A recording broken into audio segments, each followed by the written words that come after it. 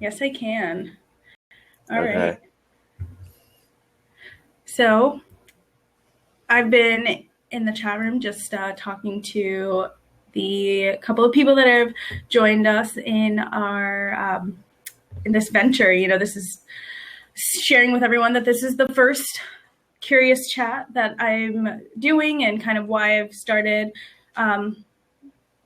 just wanting to talk about people and their stories and hearing about how they're using travel to experience whatever they're passionate about. And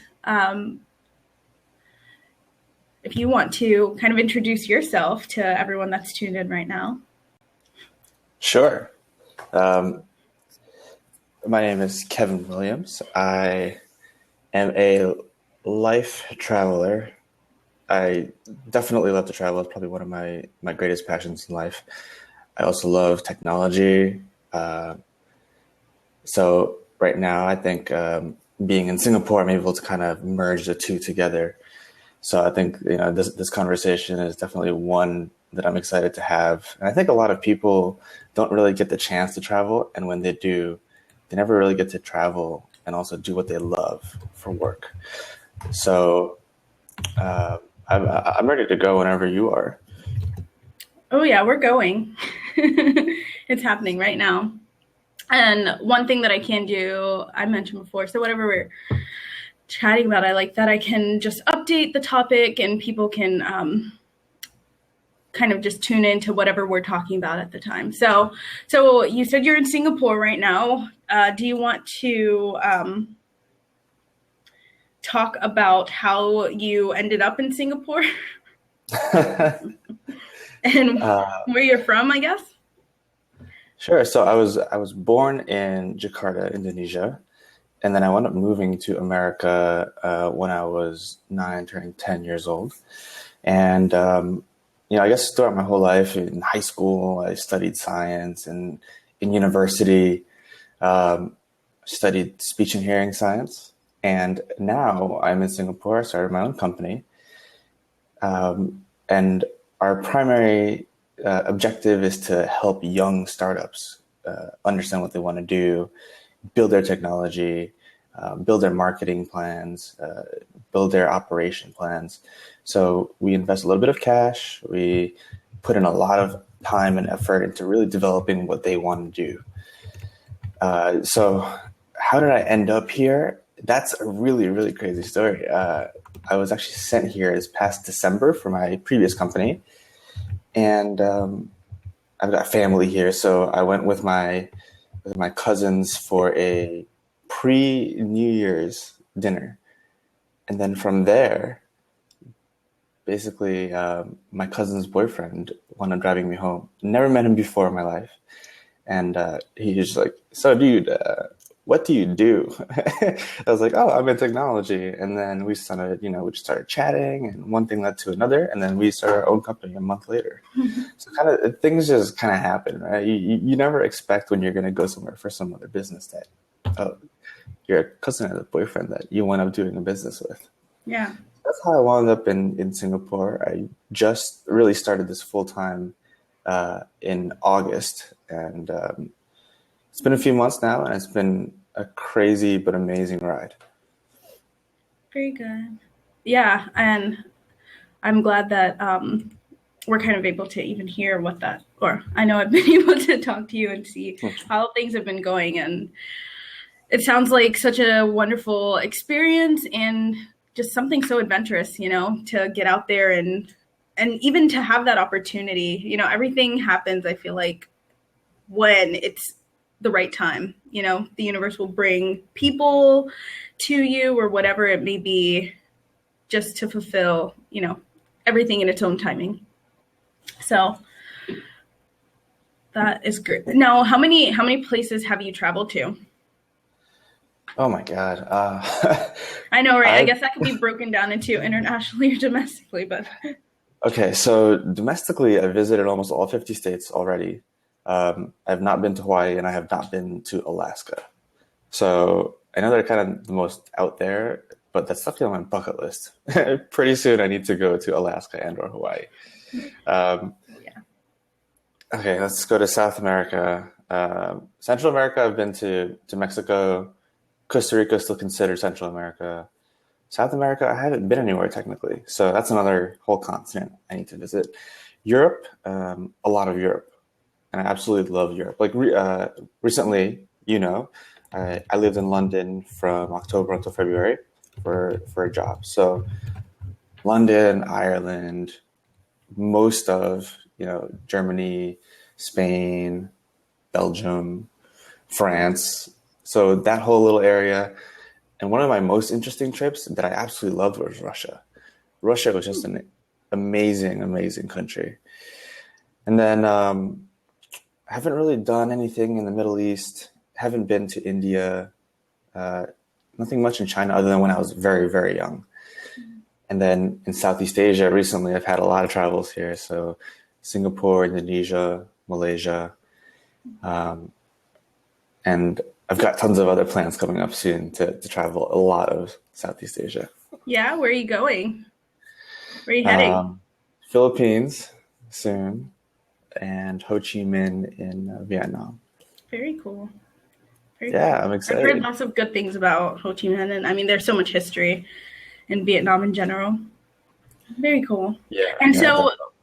I think to even we could even maybe address Lakeisha's question. She's where do you find or how do you figure out where you're staying when you're going overseas? Do you typically go with the hotels or do you do like a international? I know Airbnb has overseas some destinations overseas as well.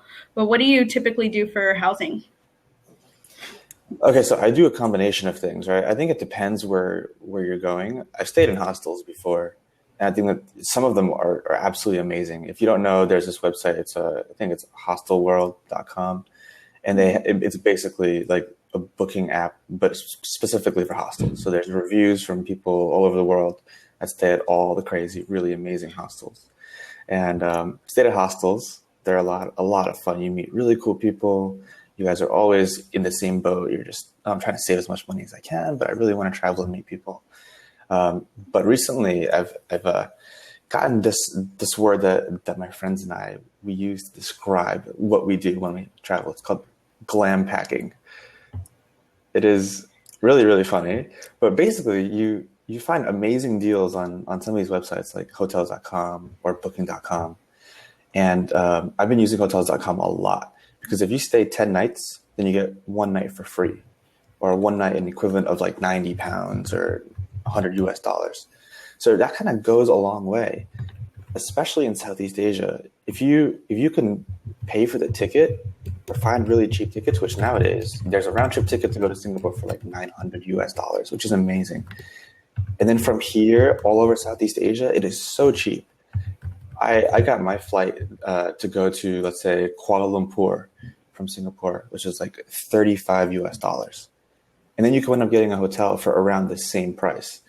So if you're a bargain traveler and you really want to experience a lot, if you go to Southeast Asia, the biggest purchase is going to be your actual flight ticket. But then everything else is so cheap. You don't need to worry about anything. Um, but obviously, if you're in Southeast Asia, a lot of people find safety as a concern. So people get, nicer hotel, this and that. But I think that there's just so many resources out there nowadays that you can find any amazing place for a very, very good price. So between any of those, of course, Airbnb. I've stayed at plenty of Airbnbs, and man, thank God for Airbnbs because they're amazing. So some people just they just want to share their apartment or their house and just how amazing it is. And so that's what I do. I usually do a lot of research before I go anywhere and make sure I'm staying at somewhere I really want to enjoy. Yeah. Yeah, I've done a couple Airbnbs and had some really good experiences as far as the view for where I'm staying, like getting something so much cheaper and or something so much more affordable, I'll say, even if cheap isn't the word, but affordable, something more affordable. And then, of course, I've done couch surfing as well, but I would not recommend that with a 2-year-old. You never know. I just Yeah. enjoy traveling. But do you have any? do you think that the hostels, so if Lakeisha's going to Europe with her 2 year old, do you think that the hostelsworld.com would probably be the best? Um, yeah, because there's actually hostels that are really doing a lot to kind of maintain this level of quality with hotels, right? So a lot of hostels actually have private rooms, which a lot of people don't know. Everybody thinks of hostels as really scary movies, right? And I love they hostels too. Yeah. like, oh, I have to stay in a room with like 10 other people. Like that's Done that. terrible. It's so fun. Uh, yeah, it is fun, but But I you know, get it. I get it. if you have a 2-year-old, then check out hostels.com. There's rooms that are private rooms. You can get 2 beds with a private bathroom, and it's still like $25. Um, so if you're traveling with even if it's close friends or if it's a child, there are cheap options like that. But again, it's you can pay $25 for that. But if you can get a hotel room for maybe $25 more, but you get free breakfast, you get all that stuff included, it's really, really worth it because you end up saving so much money. I've gotten so many free breakfast deals. I wind up not spending any money. I wake up at 10, I eat, and then I just take all the little Get full fruits for and the leave day them. for that. Yeah. Yeah. Very nice. And so what would you say is your favorite place that you've ever been? Mhm. That's a loaded question. Okay, I will tell you my favorite place that I've been recently, and obviously, you've seen so many movies about Bali. You hear about the charm, about the people, about the beaches and everything. And it's so true. It is absolutely true. Bali is one of those places that when you go there, kind of like everything that you ever think about that you worry about, you just kind of forget. It's the moment you step foot off of the airplane, people are just so different. They're just so welcoming. They want you to be there. The beaches are absolutely amazing. They're so quiet, but there's still so many people on the beach. And then when you actually feel the charm, the vibe of the city, right? Everybody always puts these offerings out there on the streets, and it's almost like a prayer, like an understanding that I'm living in this absolutely amazing place, and I'm going to give thanks every single minute of every single day of me being where I am. And I think seeing the locals doing that consistently, giving thanks back to their land, not even to like a specific, religion, which obviously there are various religions there that people really care about, but it's just this place, Bali. But in Bali itself, there's this one city town. It's called Ubud, and Ubud might be the most beautiful place I've been to very recently, and I've traveled quite a lot. Ubud, there's this one famous place. It's called like the monkey forest, right? If you ever look at my Instagram or anything, there's one picture of me feeding a banana to a monkey, and I think this is like one of the greatest pictures I've ever taken in my whole life. Just it's just you just kind of blend everything together, and it's just it's one of those places. If you go there, you really really don't want to leave. That sounds awesome. Sounds like a very spiritual place without needing to really be spiritual. Yeah, no, Sounds awesome. you nailed Very it. serene. That's exactly right. Very nice. So what do you I know you're traveling for work,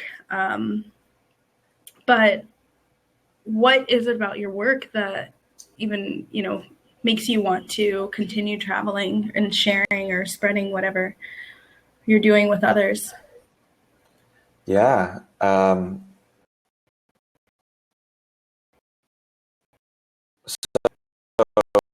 So like I said, so what we do is, right, we take really cool ideas that are different than any other startup or technology ideas out there.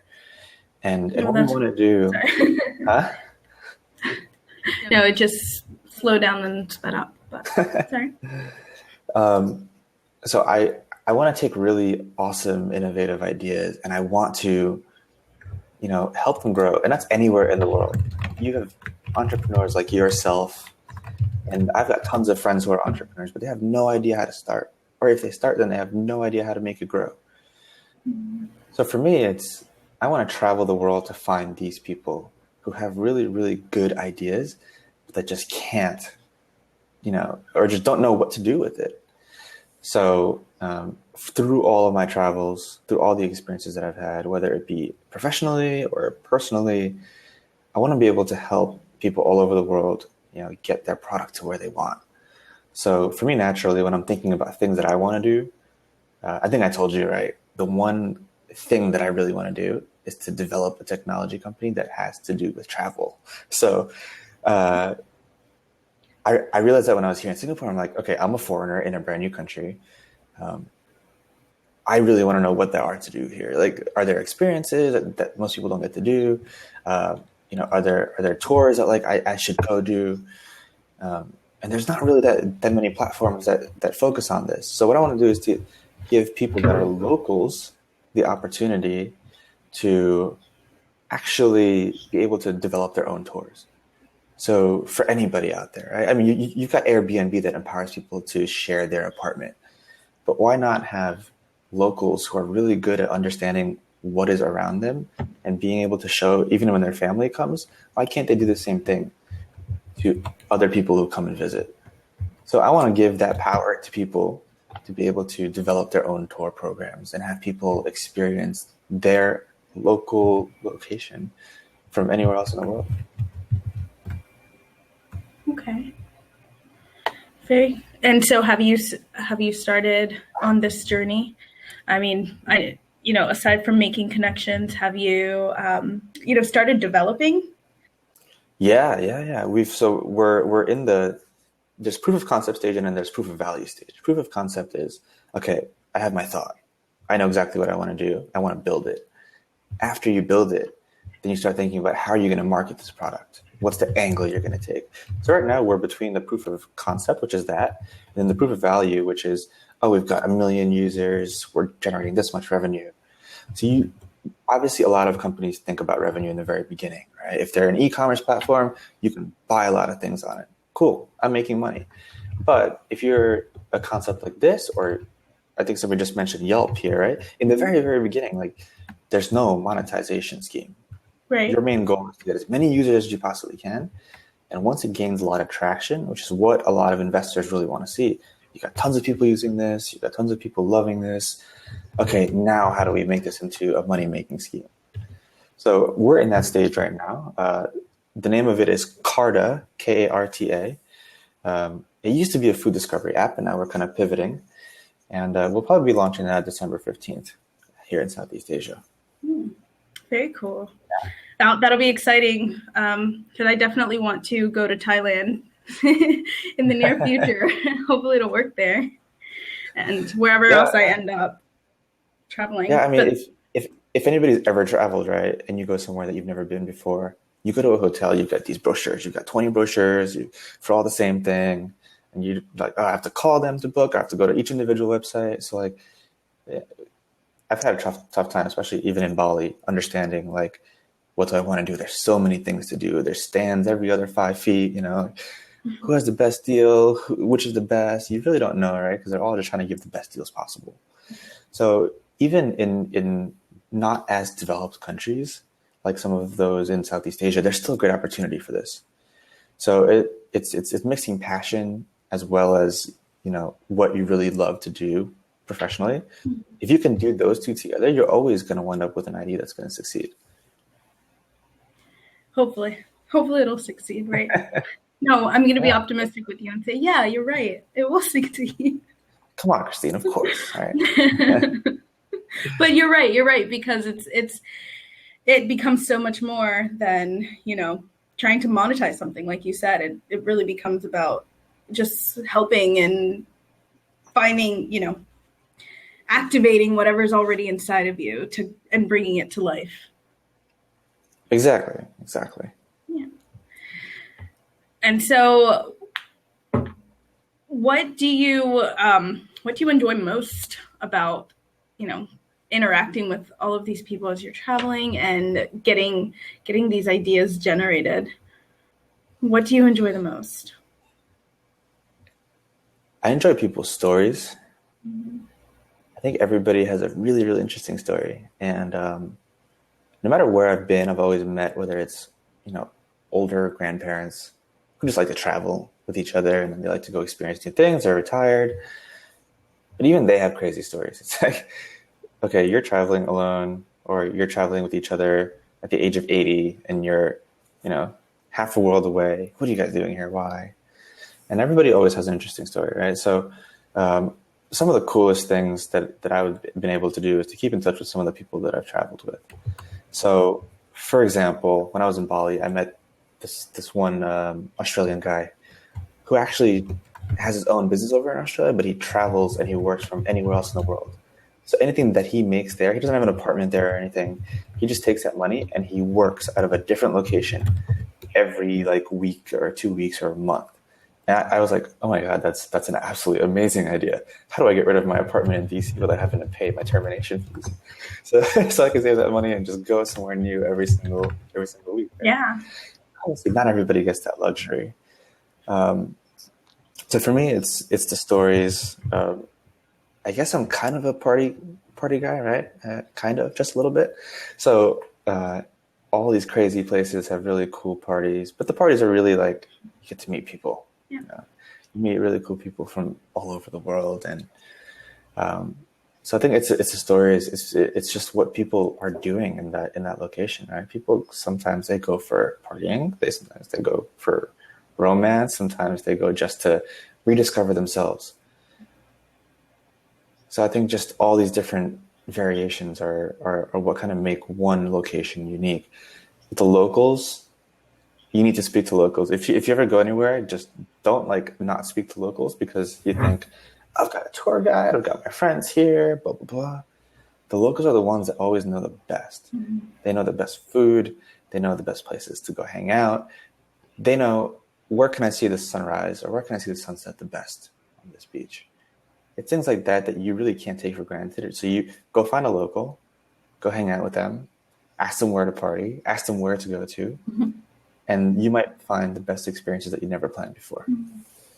Very true. I went to Minnesota last week, and Yeah. I went by myself, not expecting really to know anyone or to. I was obviously going to meet lots of people, and I did meet, people beyond who I realized I know over there. But connecting and linking with a friend of mine that lives out in Minneapolis was probably 15 times better than if I had just ventured off by myself as I originally planned, because I ended up going to, the apple orchard that I wouldn't have known to go to and different, like you said, different bars and places that the locals hang out and the different neighborhoods to that have the best food and the best nights to go out on to different neighborhoods and stuff. It was so much better just connecting with one local who was like, yeah, I'll show you around. Or Yeah, even no, just tell you places. It's definitely advisable. Yeah. yeah.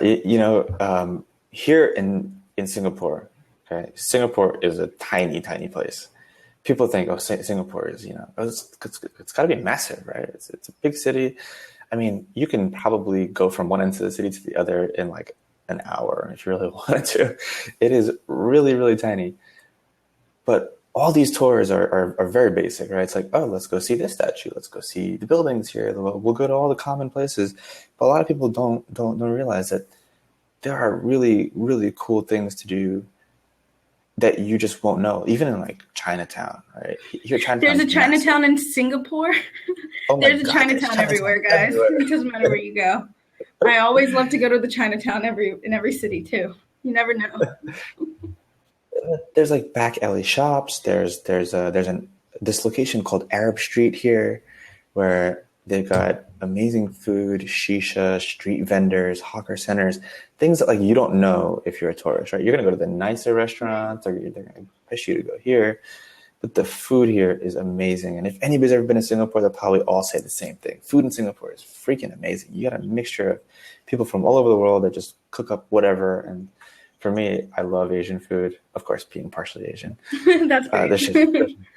amazing food here.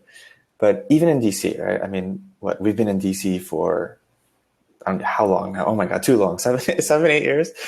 And you can go see the monuments. You can go see all of that stuff. But would anybody ever tell you to go to Little Ethiopia on 9th and U? Would anybody ever tell you to go eat at Etete or Habesha? No, right? They would probably never tell you to go Right, there. they're gonna say go to But yet it Ben's has some Chili of the Bowl. I think it's go to Ben Chilibo, but yeah, it's some of the best food in DC. Yeah. So it's like all these locals have so much knowledge of where to go to eat. They have so much knowledge where to go to see this, to do that. That something needs to be built to be able to do this. And I think people have so much to offer that, I'm just super, super excited about this. I really am.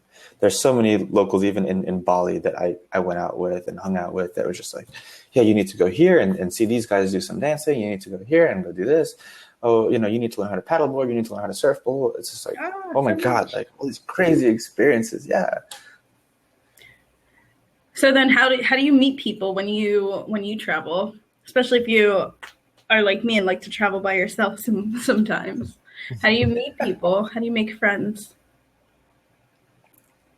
I think the first thing is like the plane, right? So for me, the trip from DC to Singapore is like a long 25 hours, 14 hours to Tokyo.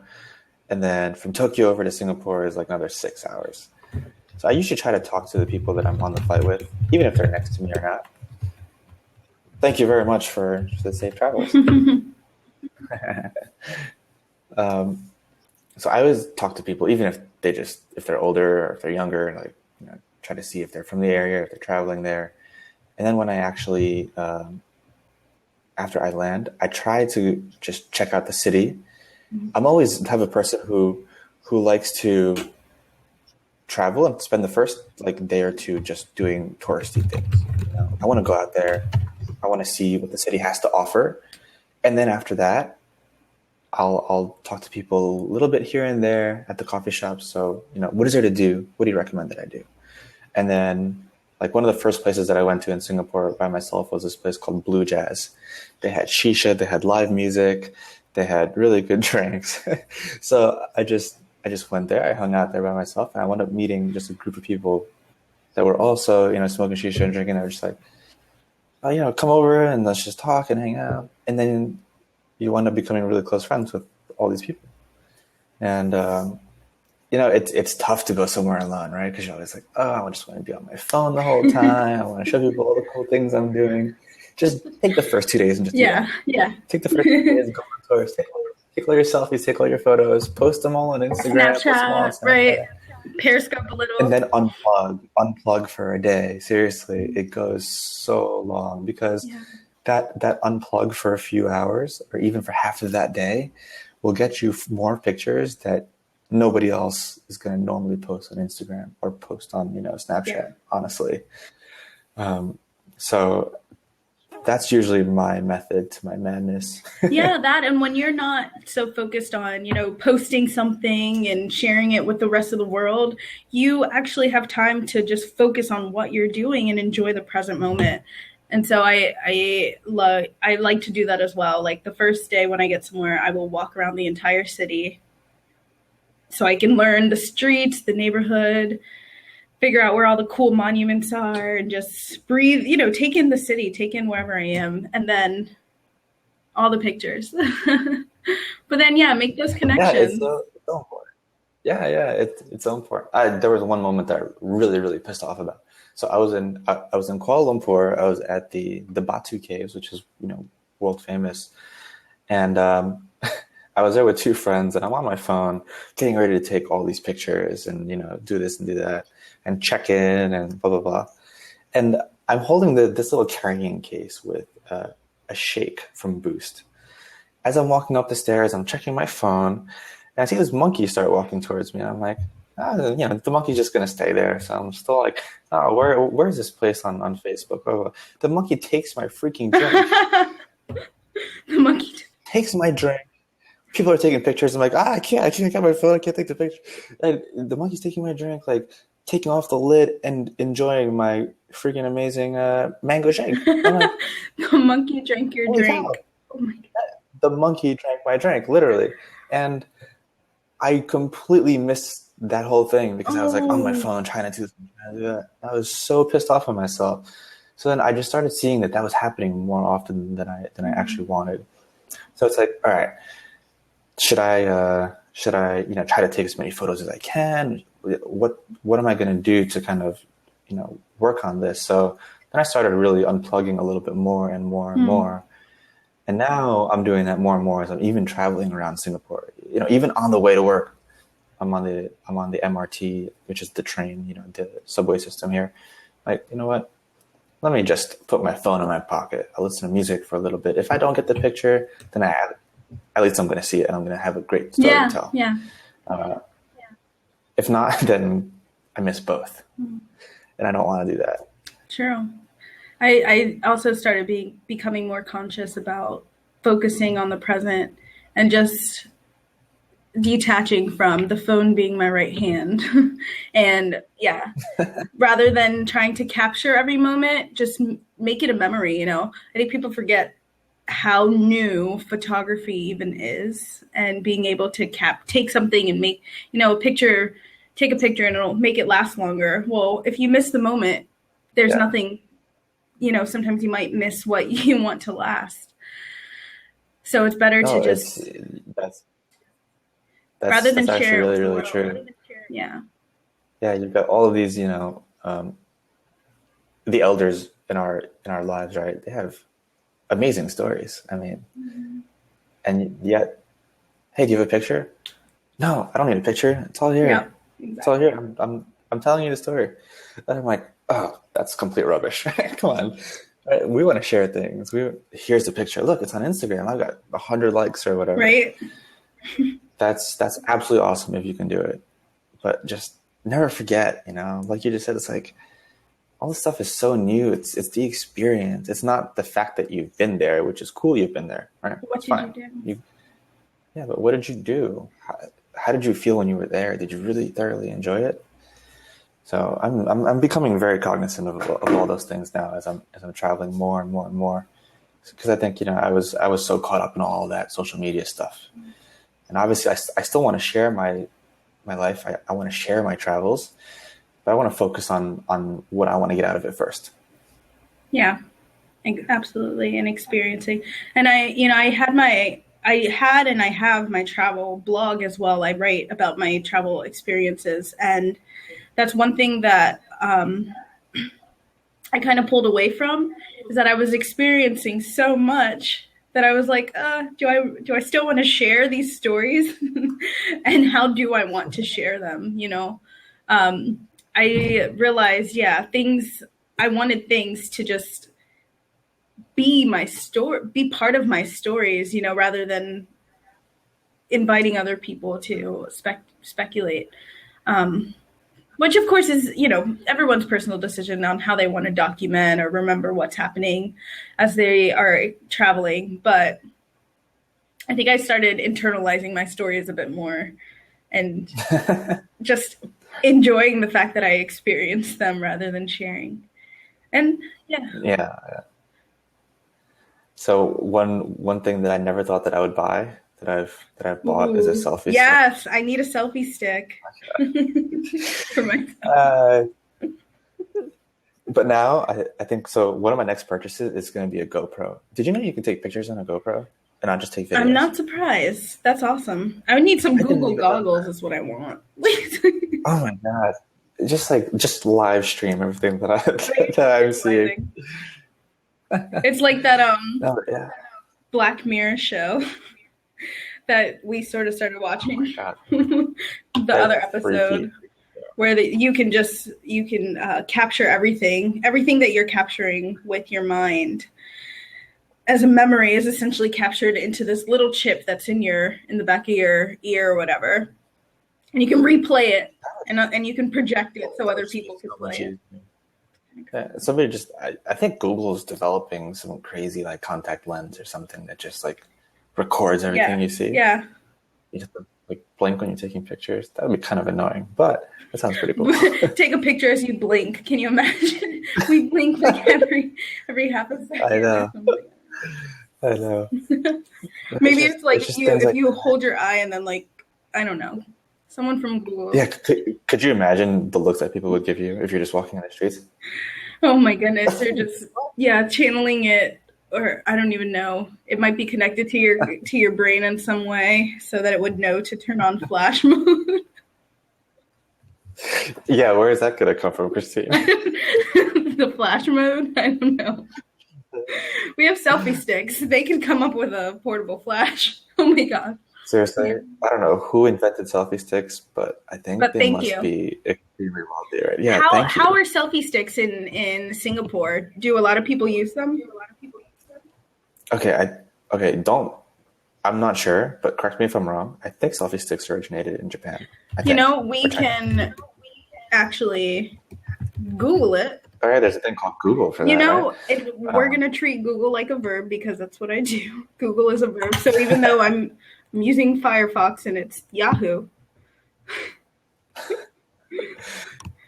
okay, so everybody here has a selfie stick. People literally walk around here with a selfie stick, and they don't take their phone off of the selfie stick. They just hold their phone in the selfie stick because they don't want to miss any moment. But their selfies are never of like really anything other than themselves. I've seen more people take selfies here just on the train than anywhere else in the world. Wow. Like they just sit there, they just take selfies On the train. But they have no shame. They have no shame at all. You know, all the girls are always putting on their makeup and then sit there for like the next 20 minutes. Go every facial expression you could possibly make to take perfect selfie. Oh man. And people aren't even using the appropriate term when they're with more than one. The groupie instead of the selfie. Groupie. Oh my gosh. That is very true. It serves as a tripod as well. It's very, very true. It's very, very true. But yeah, I think selfie sticks are one of the greatest inventions of all time. Yeah, of course. Kind of sad I went say, to but I went to Wikipedia because that's the reliable source that I use, right? And they're saying that selfie sticks came about in 1925.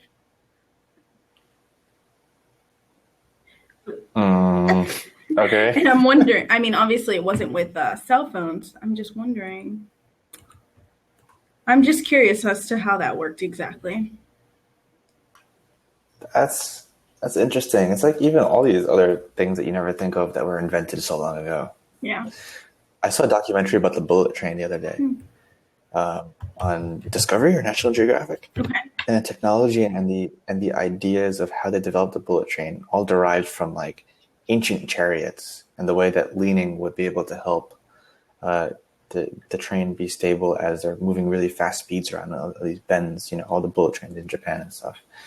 It's like all these things, all these new technologies are so derived from things that are so much older, which is really cool. Yeah. Nothing's new under the sun. No, you're right. Like just inventions in general and how things are not. Someone's already come up with the idea at some point in the history of man, which is a long, long time, just in a different fashion, and not without the Industrial Revolution. Everything is just there's just so much. It's just sitting here. I mean, you think about what 7-8 years ago when I first met you. Right? I mean, did we even have smartphones then? Maybe. We had touch screens. We did, but they were smartphones, but they were like brand new touch screen. They were like what? Blackberries. Blackberries were really big. Yeah. Blackberries are not really big anymore, they're not. obviously, except for like Indonesia. People in Indonesia love Blackberry. Huh.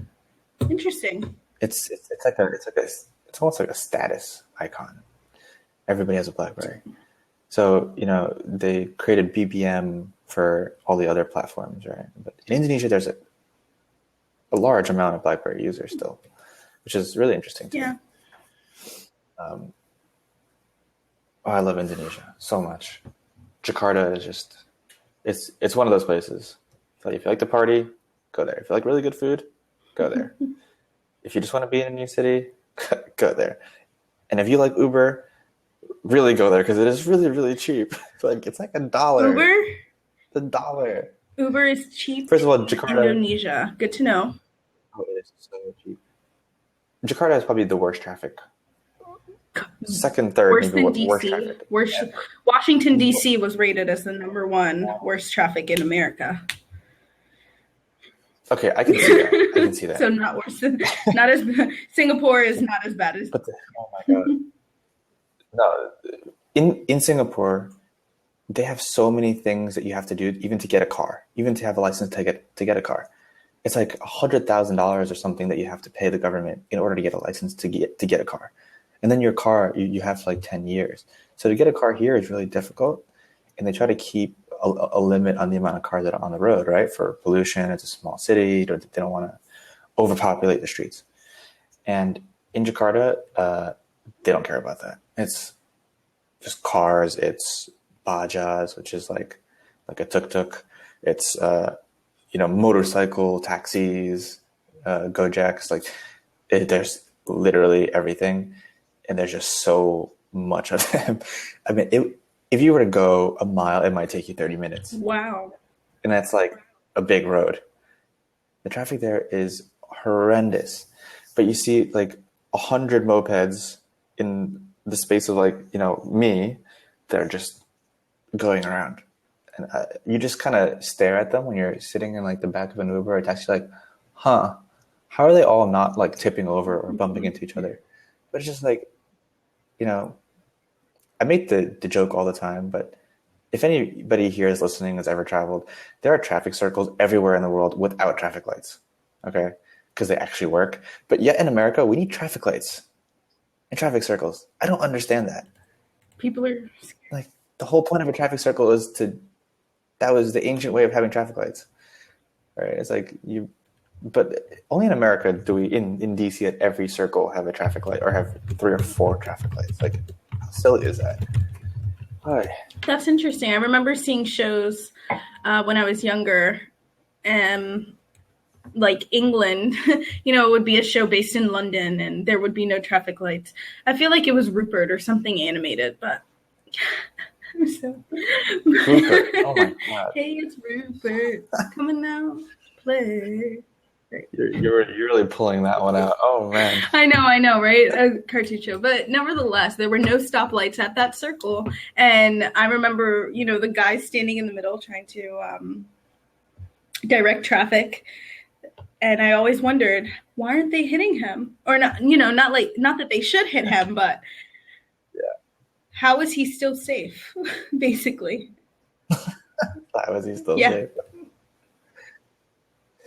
That's funny.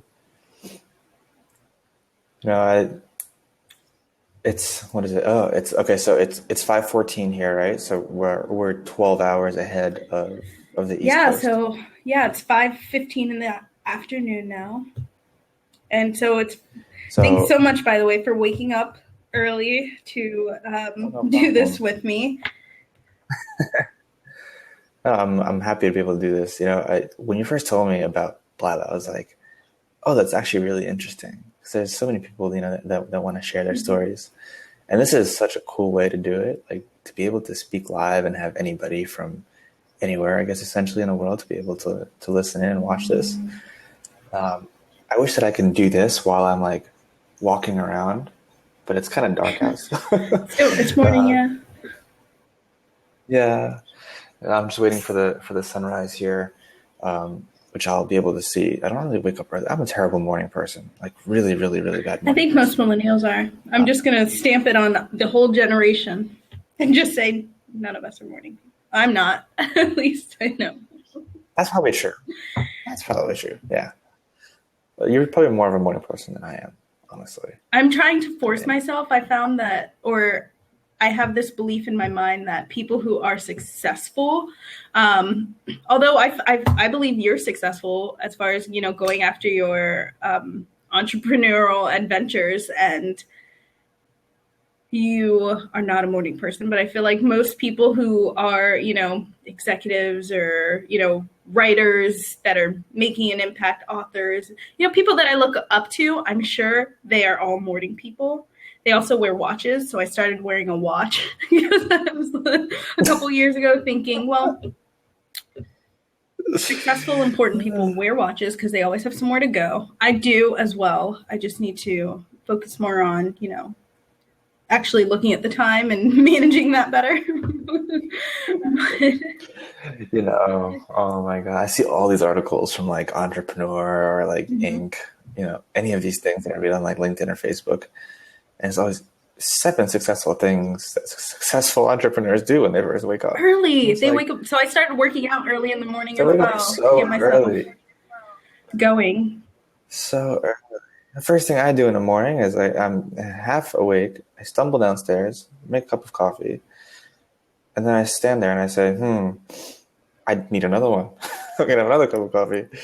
And then I just look outside and it's like, oh, okay, it's hazy today. It's not hazy. So if anybody knows, like Singapore is going through really bad haze because in Indonesia they're burning all the trees to make way for land. So all of that smoke is traveling into Singapore. So there are some days that it feels like it's doomsday here. Like you'll walk outside and the smoke is like ground level and it's just white. You can't see buildings in the background. You can't see anything. It's just white. It's like, it's kind of creepy. It's kind of scary. But, then I've always questioned like that emoji with the mask. Yes. It was probably made in. I'm like, it was probably made in, Yeah. in, in Asia because here, Beijing, Shanghai, right, where pollution is so bad. Like, I'm like, oh. And then I started wearing a mask too. I'm like, hey, now I can Oh see the no, you emoji. have to wear a mask in Singapore?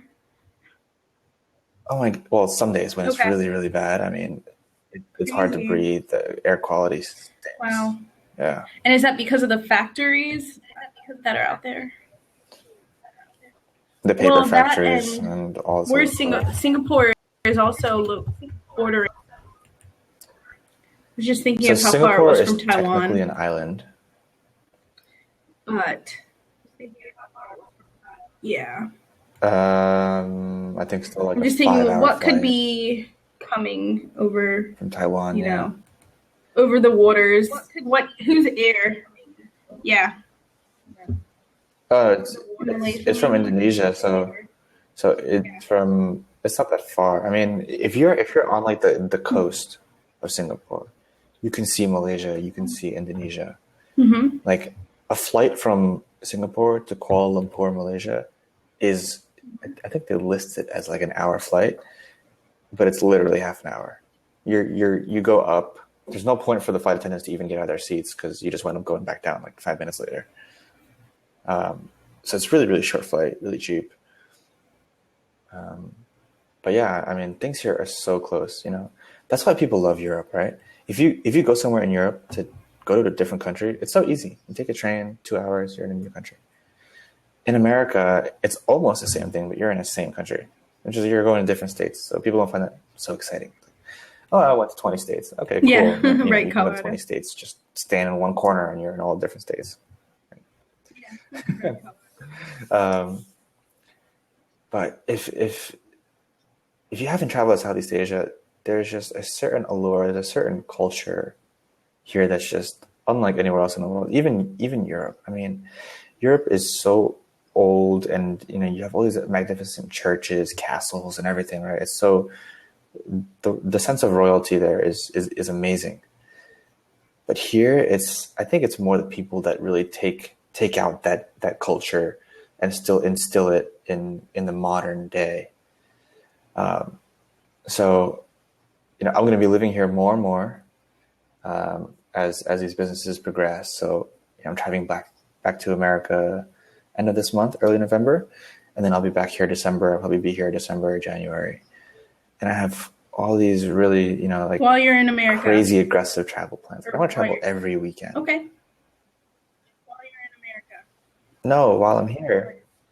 But even when I'm in America. So when I come back, we're obviously hanging out, right? We're gonna go grab drinks and chat without blab there. And I'll show you some really cool pictures. But it's like I keep finding my heart is growing more and more here because I just keep thinking of all the things I haven't done yet. There's so many things I haven't done, and then when I meet random people, they're like, "Oh, have you been here?" I'm like, "No, I haven't. How do I get there?" Like, do you want to go? Okay, yeah, let's go. It's like I met this girl from Mongolia.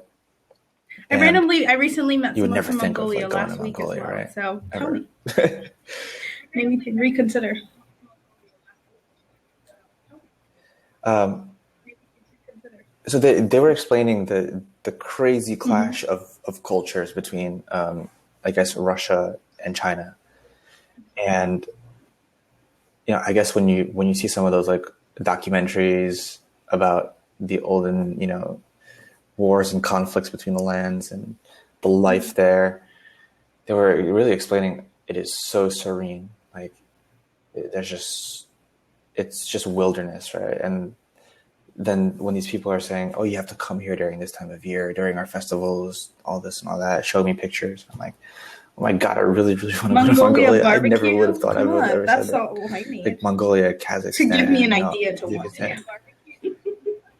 Yeah, okay. Mongolian beef, huh? Yeah. Oh my god. But yeah, it's like even places like that I never thought I would ever want to go to and or meet somebody from there. And then having them like just openly invite you and say, okay, well, I'll be there during this time of year. Come. I'm like, hell yeah, I'm definitely coming, So my travels that I'm going to plan are Cebu in the Philippines, which I hear is ridiculous. Like, you can swim with like whale sharks, and from what I hear, it's one of the most beautiful places in Southeast Asia. I've been to Tokyo now. Okay, get this. I've been to Tokyo 6 or 7 times in the last 3 months. I haven't stepped a foot out of the damn airport.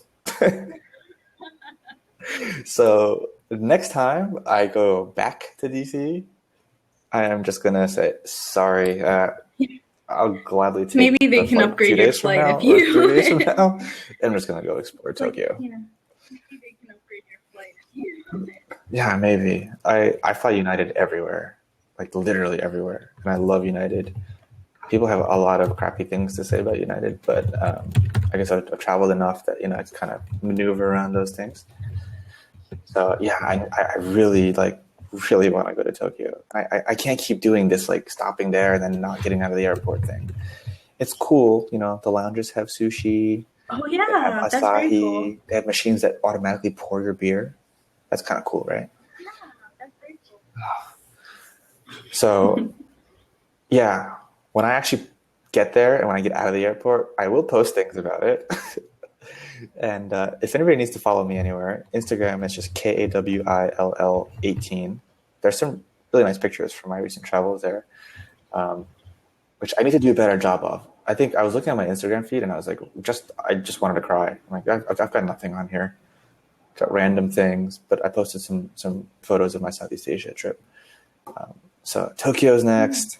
Let me know if you do. Hong I have Kong. a couple. I'm thinking about going to Hong Kong there for New Year's. They're fun. Let me know if you do. I have a couple.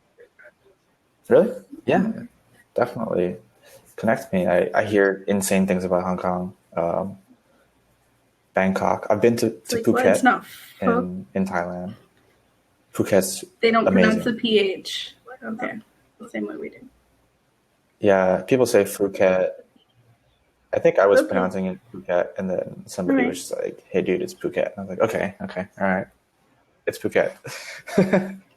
But even Phuket is just like, there's a lot of crazy, and then there's a lot of nice.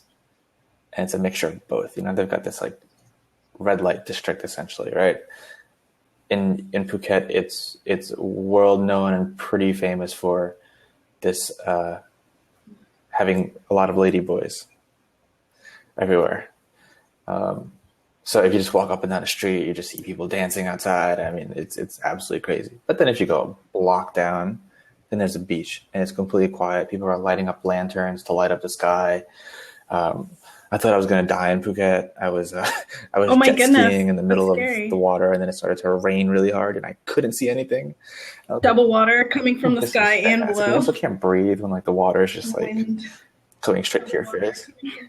Yeah, I'm so glad you did not. This is fantastic. I'm going to die in Phuket. Yeah. Luckily, luckily the locals were, they go out there and they get you, but it's just like, and all these experiences, like, they're just so exciting. It makes me smile thinking about them, you know. And I just want to continue to travel. It's like all these things, and I think, you know, with the app, Christine, it's like you can empower anybody really to travel, you know, because if you are able to make your own living doing what you really love to do, if you're a traveler, you're going to know a lot of things. You're going to go to places that most people haven't been. You're going to be able to document that. You're going to be able to say, I want to take other people here. Like, that's just so cool to me, you know? I mean, I'm just so excited, you know?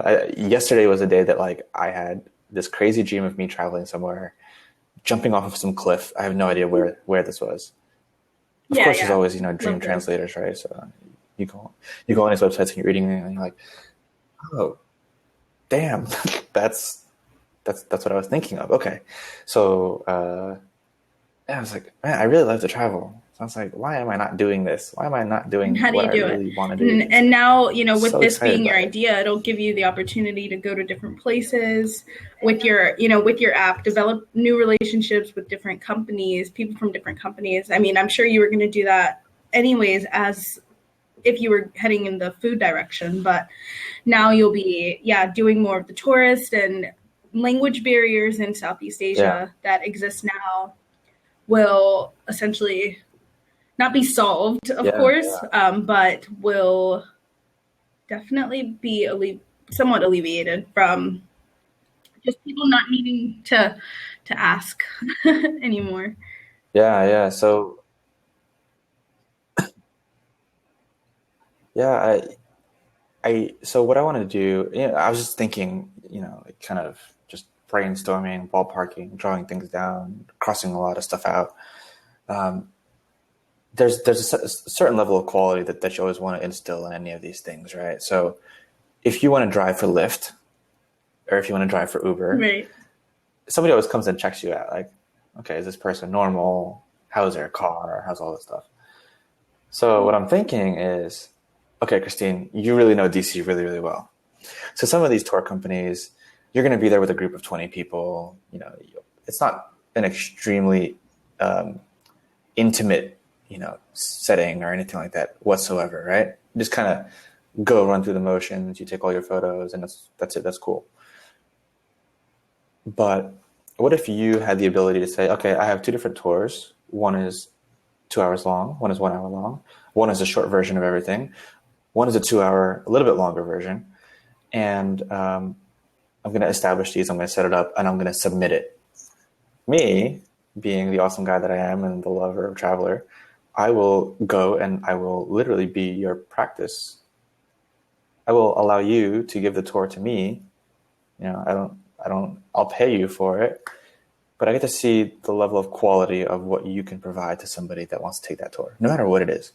So not only do I get the chance to experience new things, I get to meet new people, but I also get a little bit more of an intimate setting of learning that thing.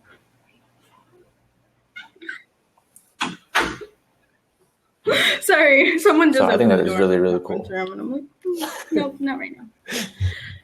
But that would be very cool. I actually thought of an idea as well. I won't share on this very public platform, but something very similar. So we'll have to definitely connect offline as well, because I would love to share that idea with you. Because I mean, I'm a monster with ideas. I always have ideas, but I think you can put it to fruition and actually make it happen as an app, as a service.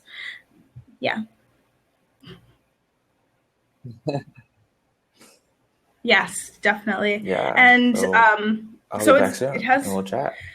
I kind of want to wrap it up. It's 5:30. I know you might want to go back to sleep. Since it's 5:30 in the morning in Singapore. Maybe nap for a little until you have to get to work. But I might have a next week I should be having a musician on Curious Chats with Christine. Same time, 4:30. Next Tuesday. So thanks so much for joining me. I'm pretty sure a lot of people really enjoyed hearing about your stories, and just learning about what you're about to be doing, especially with your app and how you're going to be helping people, helping to connect people with culture. I love it. Connecting people with culture. I like that. That might be the new tagline. Thank you, Christine. I thoroughly enjoyed this. I don't get a lot of chances to kind of spread my stories. I really want to more and more. So thank you to Blab. This has been awesome. And I will be tuning into your next show with your musician. And thank you to everybody that's listening in. And I'll share my stories on Instagram and on Twitter. I'll be a little bit better about it. But if anybody needs any travel advice, or like, hey, where can I stay here? Or where do I go here? Or even some really silly things, but people always write about it. Like, there's really good credit cards that you can get, or like travel hacks, point systems that you can benefit off of, or all these things. Like, just cool. Awesome. Thanks so much, Kevin. I'll give you some pointers. All right. Bye. You too.